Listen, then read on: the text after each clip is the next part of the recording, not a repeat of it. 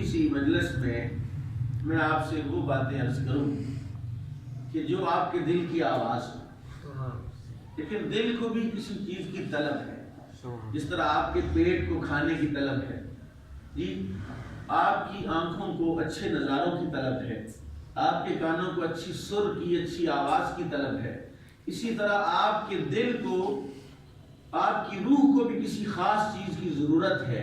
اور میں چاہتا ہوں کہ میں کوشش کروں کہ میں آپ کی اس ضرورت کو پورا کروں۔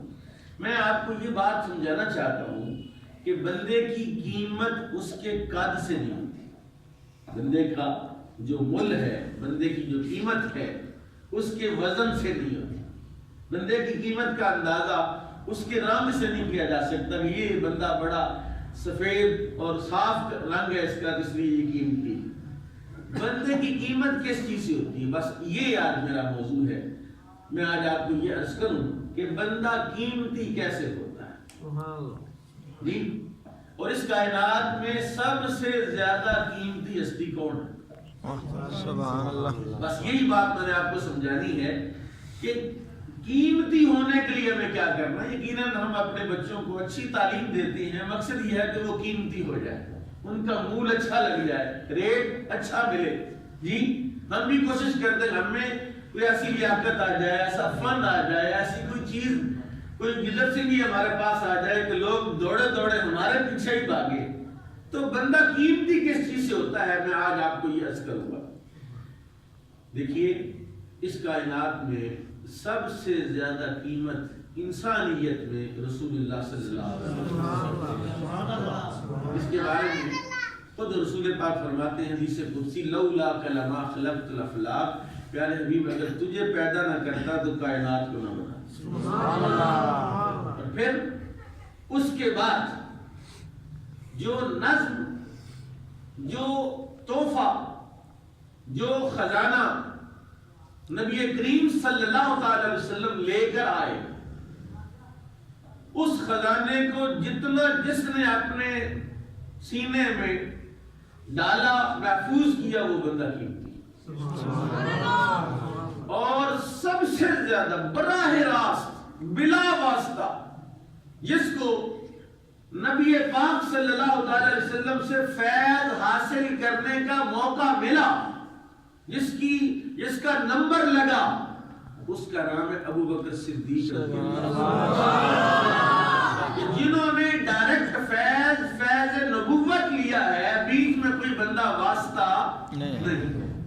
حضرت صدیق اکبر خود کہتے ہیں کہ میں سفر تجارت میں شام کی طرف تھا، تو سفر کے دوران میں سستانے کے لیے دوپہر کا وقت ایک درخت کے نیچے بیٹھا، تو اس درخت کی ایک شاخ، ایک ٹہنی نیچے جھکی، جھکتے جھکتے وہ میرے منہ کے سامنے آ گئی۔ کہتے میں نے دل میں سوچا کہ اب کیا ہونے لگا ہے، اس ٹہنی نے میرے ساتھ گفتگو کی۔ سبحان اللہ۔ ازالۃ الخفاف میں شاہ ولی اللہ لکھتے کہ ابو بکر صدیق رضی اللہ عنہ کہتے ہیں اس نے میرے ساتھ کلام کیا، میرے ساتھ گفتگو کی، اور مجھے کہا کیا، ابو بکر جلدی واپس چلے جاؤ، کوئی سعادت میں تجھ سے پہلے نہ بڑھ جائے، سعادت حاصل کرنے میں کوئی سبقت نہ لے جائے تم سے، جلدی واپس چلا جا۔ میں نے کہا عجیب بات ہے، میں تجارت کے لیے سامان سارا ادھر بڑا ہے، ابھی بیچنا ہے، ابھی کچھ خریدنا ہے، نفع کمانا ہے، یہ شاخ میرے ساتھ عجیب بات کر رہی ہے۔ کہ تو میں ایک راہب کے پاس گیا کہ یار یہ بات ہے، اس شاخ نے میرے ساتھ گفتگو کی، میرے ساتھ کلام کیے، تو اس نے کہا کہ تمہارا نام کیا ہے؟ کہتے میں نے کہا میرا نام عبد الرحمن ہے، میری کنیت ابو بکر ہے جی، اور میں قریش کی ایک شاخ سے تعلق رکھتا ہوں، مکے سے آیا ہوں، تجارت ہے۔ اس نے کہا باقی ساری چیزیں تو ٹھیک ہیں، بس ایک چیز رہ گئی۔ آپ نے پوچھا کہ آپ کہا اب تو اپنا پیٹ ننگا کر کے تجھے بتا۔ آپ نے کہا میں پیٹ ننگا، تمہیں ایک بات کی تعبیر پوچھی ہے، میرے ساتھ ایک عجیب واقعہ ہوا، اس کے بارے میں نے تم سے پوچھا ہے، اور تم مجھے بتا تو میرا پیٹ ننگا کرنا چاہتا۔ اس نے کہا میں تورات کا، انجیل کا، زبور کا عالم ہوں، اور تیرے اندر جو نشانیاں تھیں باقی ساری پوری ہیں، ایک نشانی رہ گئی ہے کہ تیری ناف سے اوپر ایک سیاہ رنگ کا دبا ہے، اگر تو ہے تو تو وہی ہے، اگر ہے وہ دبا تو پھر تو وہی ہے جس کے بارے میں نے پڑھا. کہا آپ نے پیٹ سے کپڑا ہٹایا تو آپ کی ناف سے اوپر کر کے ایک سیاہ رنگ کا دبا تھا. فرمایا تو نبی آخر الزمان کا یار غار ہے. سبحان اللہ. تو وہ خوش نصیب بندہ اس کائنات میں جس کو رسول اللہ کا خلیفہ ہونے کی سعادت ملے گی. تو وہ خوش نصیب آدمی ہے جو سب سے زیادہ رسول اللہ کے قریب ہوگا. میں نے اسے پوچھا کہ یہ تمہیں کیسے پتا؟ اس نے کہا رسول اللہ کی بھی علامات اور آثار تورات انجیل زبور میں موجود ہے اور تیری بھی علامتیں موجود ہیں. قرآن نے کہا محمد الرسول اللہ والذین معه اشداء علی الکفار رحماء بینہم تراہم رکعا سجدا یبتغون فضلا من اللہ ورضوانا سیماہم فی وجوہہم من اثر السجود.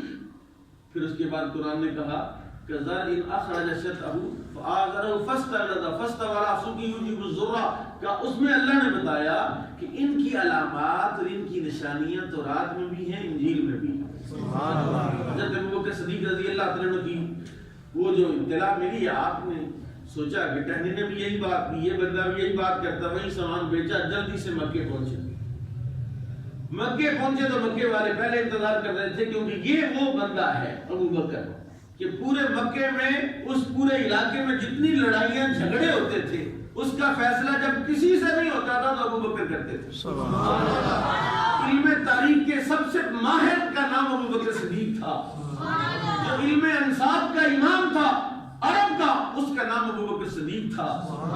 یعنی اسلام لانے سے پہلے زمانے جاہلیت میں آپ کا سٹیٹس ایسے نہیں, عامی بندے نہیں تھے, خاص تھے, اور اتنے خاص تھے کہ بندہ جانتا تھا. لوگوں نے کہا یار ابوبکر آئے, انہوں نے اعلان نبوت کر دیا ہے, ابوبکر آئے گا تو بات کریں کیونکہ وہ ہم میں سمجھدار ہے. کہتے میں جب مکے سے باہر تھا لوگ میرا انتظار کر رہے تھے. کہتے یار تیرا انتظار, ہمارے شہر میں تو یہ بات ہو گئی, عبد المطلب کے پوتے نے تو یہ دعویٰ کر دیا. کہتے جو بات راہب نے کہی تھی, جو بات ٹہنی نے کی تھی, وہ تو مجھے مل گئی. سبحان اللہ. میں نے ان سے کہا کہ میں ابھی تھکا ہوا ہوں, میں ذرا فارغ ہو کے ذرا پھر ملوں گا, بیٹھتے ہیں بات کر کے. سیدھا رسول اللہ کے گھر گیا. دستک دی, دروازہ کھلا تو سامنے سرکار دو عالم صلی اللہ علیہ وسلم کھڑے تھے. میں اللہ کا رسول ہوں, اللہ ایک ہے, بتوں کی عبادت جائز نہیں, کلمہ پڑھ لیں. سبحان اللہ. کہتے ہیں میرا تو دل یہ تھا کہ حضور کا ہاتھ پکڑوں اور چوموں اور کلمہ پڑھ لوں, لیکن میں چونکہ ایک معتبر بندہ تھا مکے کا, میں نے کہا میں نے تو پڑھ لوں گا, لیکن اگر کسی نے مجھ سے پوچھا کہ تو کس بنیاد پر اس کو نبی مانا ہے تو کوئی نہ کوئی تو دلیل میرے پاس ہونی چاہیے. کہتے میں نے پوچھا حضور ہر نبی کی کوئی نہ کوئی دلیل ہوتی ہے, نبوت کا معجزہ ہوتا ہے, آپ کا کوئی معجزہ؟ فرمایا میری نبوت کی دلیل وہ ٹہنی کی گفتگو. سبحان اللہ. کہتے میں ذرا بھلا بن کے, میں نے کہا کون سی ٹہنی کی بات؟ آپ نے فرمایا میری نبوت کی دلیل وہ راہب کی بات. سبحان اللہ. جو بزرگ کو ملا تو اس نے جو میں تو بڑے بزرگوں کو ملتا رہتا ہوں, مجھے تو جہاں بزرگ ملے میں اس کے پاس چلا جاتا ہوں. آپ نے فرمایا جس بزرگ نے تیرا پیٹ ننگا کر کے دیکھا تو وہ میری نبوت کی دلیل. سبحان اللہ. جی آپ نے کہا حضور ہاتھ بڑھائے, کلمہ پڑھا, دار اسلام میں داخل. سبحان اللہ. یعنی نبی پاک صلی اللہ علیہ وسلم کا نام ہے محمد الرسول اللہ, یعنی محمد مصطفیٰ. کیا ہے؟ محمد مصطفیٰ. مصطفیٰ کا معنی کیا ہے؟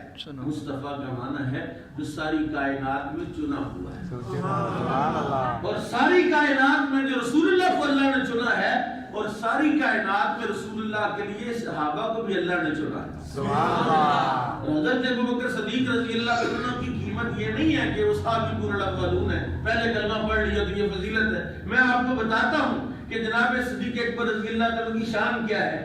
یہ وہ ابوبکر صدیق ہے. دیکھیں نا, نبی پاک صلی اللہ علیہ وسلم پر کوئی اعتراض ہو اللہ جواب دیتا ہے, ابوبکر صدیق پر بھی کوئی اعتراض ہو تو اللہ جواب دیتا ہے. اللہ. آپ کو کسی بندے سے محبت ہوگی, پیار ہوگا, الفت ہوگی, احترام ہوگا دل میں, اس کے بارے میں آپ کا ضمیر, آپ کا دل مطمئن ہے کہ یار نہیں بندہ ٹھیک کھڑا آدمی ہے. کوئی اس پر اعتراض کرے تو آپ یہ نہیں کہیں گے کہ یار تو جا کے اس سے پوچھ, آپ خود دیکھنے نہیں یار تو غلط کہہ رہا, میں جانتا ہوں اسے. جی یہی بات ہے نا, یہ محبت کی علامت ہے. محبت کی علامت ہے کہ جب کسی سے محبت ہو تو پھر جواب دیا جاتا ہے. نبی پاک صلی اللہ علیہ وسلم کے ساتھ جو بھی معاملات ہوئے رب نے قرآن میں جواب دیا.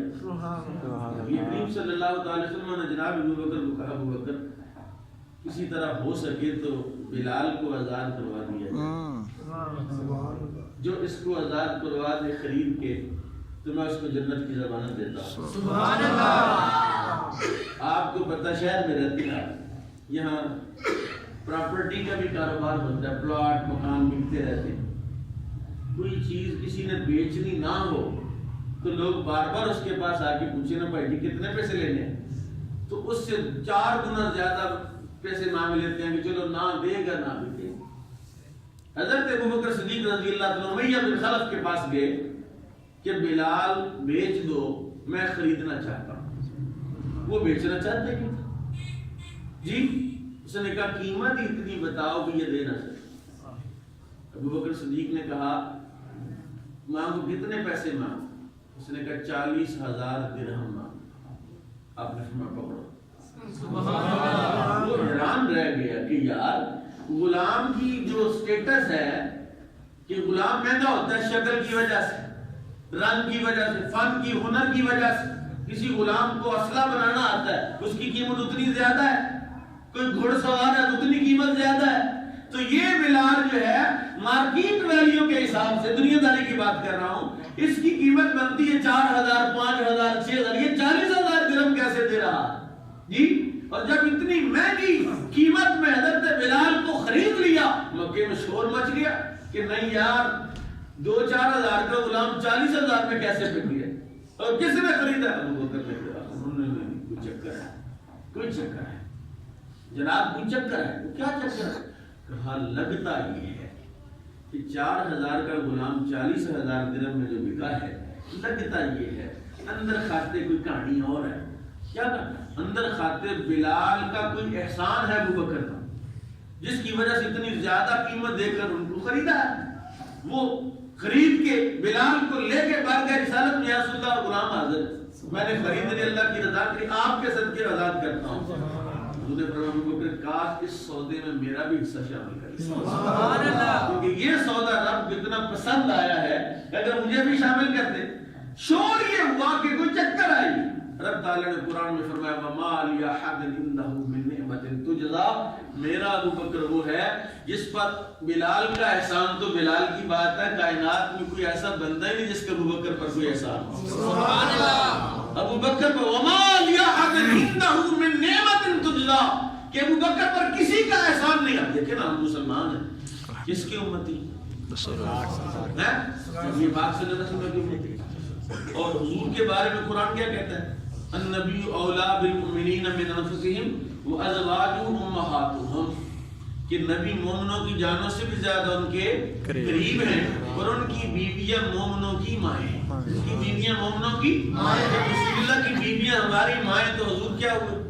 سبحان اللہ، ابا جی ہوئے کہ نہیں ہوئے؟ چکتے کیوں ہیں یار؟ آپ کو سیدھی سی بات ہے کہ جن کی بیوی ہماری ماں ہو تو وہ کیا لگا ہمارا؟ وہ ہمارا باپ لگا۔ یعنی رسول اللہ صلی اللہ علیہ وسلم ہمارے باپ ہیں اور ان کی ازواج ہماری مائیں ہیں۔ اور نبی کائنات امام الانبیاء صلی اللہ علیہ وسلم فرماتے ہیں سنو، غور سے سنو، جتنے لوگوں نے مجھ پر محمد رسول اللہ پر احسان کیا، جتنے بھی احسان کیے میں نے ہر کسی کے احسان کا بدلہ چکا دیا۔ کسی نے مجھے پانی پلایا تو میں نے بدلے میں اس کو دعائیں دی، اس کو انعام دیا۔ کسی نے مجھے کپڑا دیا تو انعام دیا، ہر کسی کے احسان کا بدلہ چکا دیا الا ابوبکر۔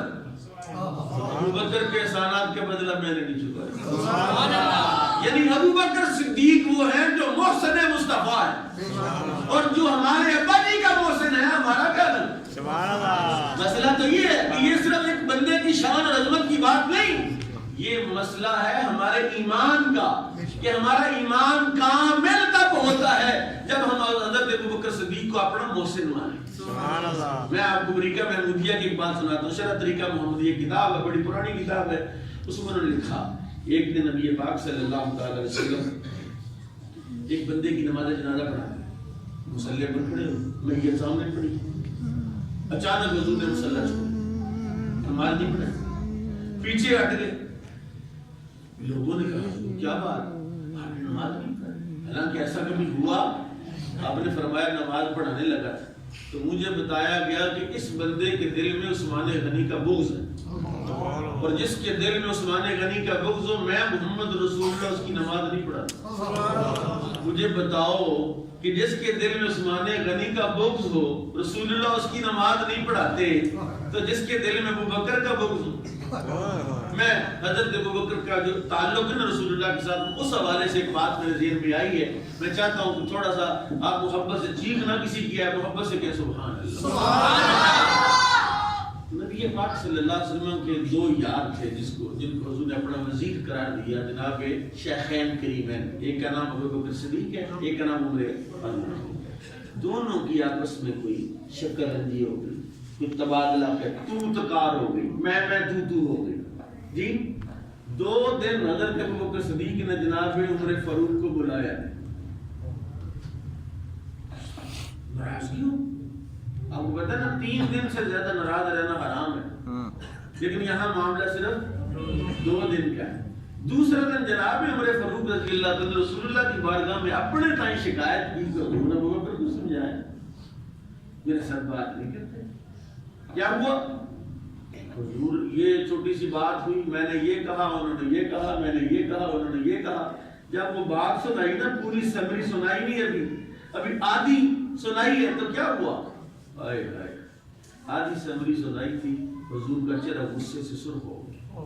صحابہ کرام کو حضور کی بارگاہ میں جب موجود ہوتے تھے تو حضور کا چہرہ دیکھ کر وہ بات کرتے، حضور کو پسند آئی ہے تو بات کرتے رہے، حضور کو ناپسند ہے آپ کے چہرے سے پتہ چل جاتا تھا کہ حضور خوش ہیں یا حضور ناراض ہیں۔ جب حضور کریم صلی اللہ علیہ وسلم کی ناراضگی سنی، واقعہ بیان کر رہے کہ میں نے یہ کہا، ابوبکر نے یہ کہا، حضور غصے سے آپ کا چہرہ سرخ ہو گیا، فرمایا خبردار عمر، تم کس سے بات کرتے ہو؟ جانتے ہو ابوبکر کون ہے؟ جانتے ہو یہ کون ہے؟ یا رسول اللہ کون ہے؟ فرمایا یہ وہ ہے، میں نے اعلان کیا، تم نے انکار کیا، اس نے اقرار کیا۔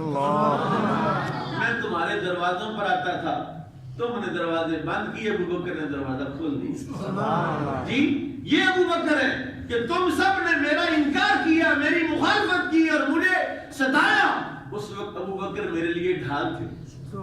یہ حال ہے رسول اللہ کی بارگاہ میں ابوبکر کا، یہ مقام ہے کہ کوئی ابوبکر صدیق سے بات کرے تو حضور ناراض ہو، اور آج کوئی ابوبکر صدیق کا گستاخ آپ کا یار غار ہو، آپ کا جگری یار ہو، حضور کو تکلیف ہوگی، آپ کو سکون ہوگا۔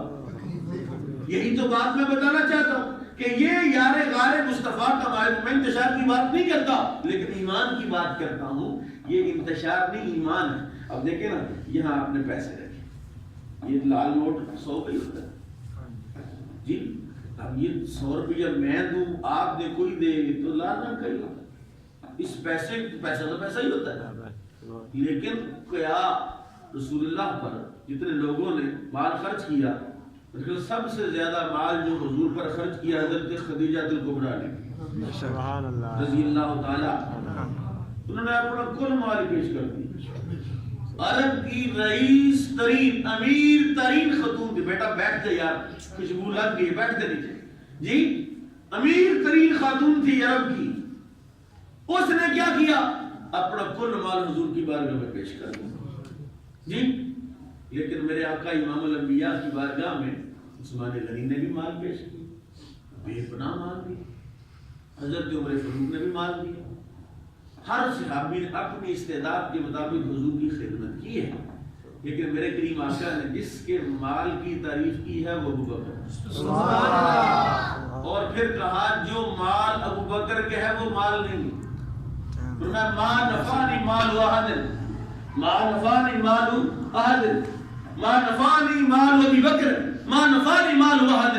ابوبکر کے مال نے جتنا مجھے نفع دیا کسی کے مال نے نفع دیا، جتنا مال ابوبکر کے مال نے، جتنا نفع ابوبکر کے مال نے محمد رسول اللہ کو دیا ہے، کسی کے مال نے اتنا نفع نہیں دیا۔ یعنی جو مال ابوبکر کا ہو وہ مال سارے مالوں سے افضل ہے، وہ مال سارے مالوں سے افضل ہے۔ ابوبکر صدیق کی نماز سے زیادہ کیا سمجھتے ہیں آپ؟ وافل زیادہ پڑھتے ہیں، زیادہ پڑھتے ہیں، قرآن شریف کی تلاوت زیادہ، ہرگز نہیں۔ آپ سے زیادہ نمازیں پڑھنے والے دوسرے سے آتے ہیں، آپ کی رسول اللہ کے ساتھ جو محبت کی کیفیت تھی یہ سب سے الگ تھلگ تھی. کوئی اس مقام تک پہنچ نہیں سکتا جہاں ابو بکر صدیق پہنچ گئے ہیں.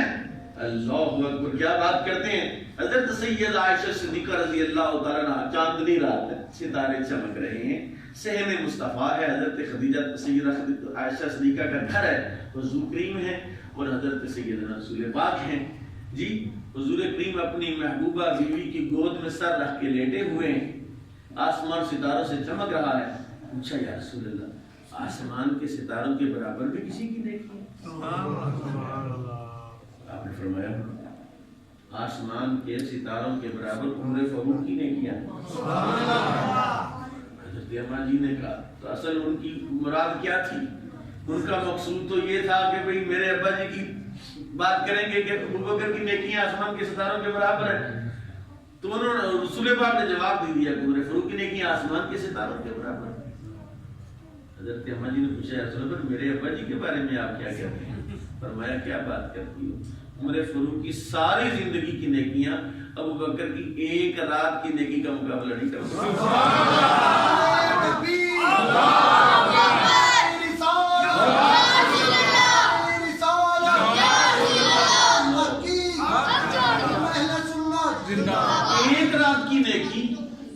ایک رات کی نیکی ایک طرف اور آسمان کے ستاروں کے برابر نیکیاں ایک طرف.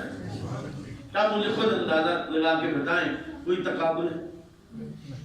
کوئی تقابل ہے؟ لیکن حضور نے کہا، حضرت فاروق اعظم نے بھی خود آپ سے عرض کی ابو بکر سے میں سودا کر لیں میرے ساتھ. ابو بکر صدیق میرے ساتھ سودا کر لیں. کیا کس بات کا سودا؟ حضور ساری نیکیاں دینے کے لیے تیار ہوں، غار ثور کی اس رات والی ایک نیکی مجھے دے دیں. اور غار ثور میں کیا ہوا؟ غار ثور میں سیدھا حضور رسول پاک نے شیخ سعدی نے لکھا ہے کہ کوئی بندہ بادشاہ کا ساتھی ہو، بادشاہ کو پانی شانی پلائے، کھانا کھلائے، تو وہ کہے کہ میرا تو بادشاہ مجھے احسان ہی پڑا، میں نے بادشاہ کو کھانا کھلایا، بادشاہ کو روٹی چھوٹی کھلاتا رہا ہوں، پانی پلاتا رہا ہوں نا. شیخ سعدی کہتے ہیں بادشاہ کا پر اس خادم کا احسان نہیں بلکہ بادشاہ کا احسان اس خادم پر ہے کہ اس نے نوکری کے لیے اس کو رکھ لیا ہے. بادشاہ کا تو سارا ملک ہے اور ساری رعایا ہے اور سارے لوگ ہیں، وہ کسی کو بھی رکھ لیتا، اس کو رکھا. حضرت ابو بکر صدیق گئے ہیں کسی اور کو لے جاتے؟ کہا نہیں، ابو بکر صدیق نے اس رات جو کام کیا حضور کے ساتھ وہ تو سب سے نرالا اور انوکھا تھا. وہ کیا تھا؟ وہ 2-3 مسائل ہیں غار ثور کے، لیکن وہ ہمارے ایمان کی اصلاح کرتے ہیں، ہمارے افکار کی اصلاح کرتے ہیں. بندے بڑے آوارہ ہو گئے ہیں افکار کے اعتبار. میڈیا نے، سوشل میڈیا نے فکروں کو ایسا بگاڑ دیا ہے، کوئی بندہ کوئی بات اچھی لگتی ہے اس کے پیچھے چل پڑتا ہے. حالانکہ ایسا نہیں. جب دنیا میں ہمارے ماں باپ ہمارے استاد ہیں، ہمارے استاد ہمارے لیے رہبر ہیں، ہمارے شیخ ہمارے لیے رہنمائی کا ذریعہ ہیں، اسی طرح دین میں بھی ہم بغیر رہبری اور رہنمائی کے ایک قدم نہیں چل سکتے. حضرت ابو بکر صدیق رضی اللہ عنہ غار میں اندر چلے، حضور سے کہا حضور آپ نہ جائیں، اندر کوئی شے ہو سکتی، کوئی اژدہا ہو سکتا ہے، کوئی سانپ ہو سکتا ہے، آپ اندر نہ جائیں، میں جاتا ہوں. خود میں آپ نے اپنے ہاتھ سے پورے غار کو صاف کیا، اس میں سوراخ تھے، اپنی دستار اتاری، چھوٹے چھوٹے ٹکڑے کر کے سوراخ بند کی. سوراخ بڑھ گئے، دستار ختم ہو گئی، قمیض اتاری، اس کے چھوٹے چھوٹے ٹکڑے کر کے سارے سوراخ بند. ایک سوراخ رہے. کتنے سوراخ رہے؟ ایک سوراخ. میرا سوال ہے کہ جب سارے سوراخ بند کر دیے، ایک سوراخ بھی بند ہو سکتا تھا، کوئی کنکر دے دیتے اس کو، لیکن ایک سوراخ بند کیوں نہیں کیا؟ حضرت ابو بکر صدیق نے پیغام دیا امت کو، بتلایا ہے کہ رسول اللہ کی طرف جتنے رستے آتے ہیں میں نے بند کر دی.